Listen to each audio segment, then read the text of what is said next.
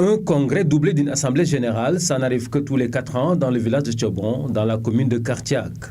C'est le cas pour l'édition 2019 de ce rendez-vous historique des fils de cette contrée du Boulouf, qui donne l'occasion de passer en revue l'ensemble des réalisations de l'équipe sortante, dont le président vient de boucler 10 ans à la tête de la Sorette. Nous avons pu réaliser un bâtiment de 4 classes au niveau de l'école primaire Sékou Dianko Diédhiou. Et nos partenaires sont venus encore réhabiliter d'autres salles de classe.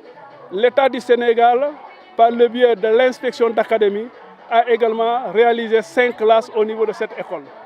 Le CEM de Tchobon, d'abord que nous avons construit avec nos propres mains, d'abord en poto-poto, mais avec l'appui aussi des partenaires, nous avons pu réaliser d'autres salles de classe. Aujourd'hui, il nous reste peut-être une salle de classe pour en tout cas résorber le problème d'abri provisoire.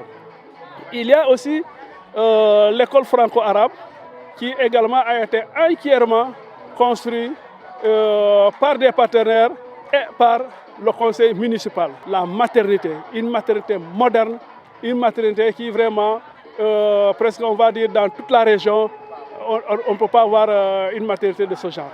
L'accès à l'eau potable est l'une des préoccupations majeures de l'heure dans cette contrée où les femmes souffrent et souffrent encore, malgré l'existence de ce forage qui majestueusement surplombe le village, sans servir aux populations. Nous avons toujours des problèmes pour accéder à l'eau potable, surtout l'année dernière. Cette année, le même problème s'annonce. Nous sommes vraiment fatigués, les robinets sont là, mais l'eau ne coule toujours pas. Nous attendons de l'aide. Autre préoccupation des habitants de Tchobon, c'est le sauvetage de leur grande mosquée construite entre 1971 et 1972 et qui s'écroule petit à petit sous le poids de l'âge. Et l'alerte sonnée par l'imam Ratib, et non moins Khalife général du Boulouf, est plus que révélatrice d'une urgence d'agir. Nous avons des problèmes au niveau de la mosquée, surtout pendant l'hivernage. La dalle de la mosquée ne parvient plus à retenir l'eau.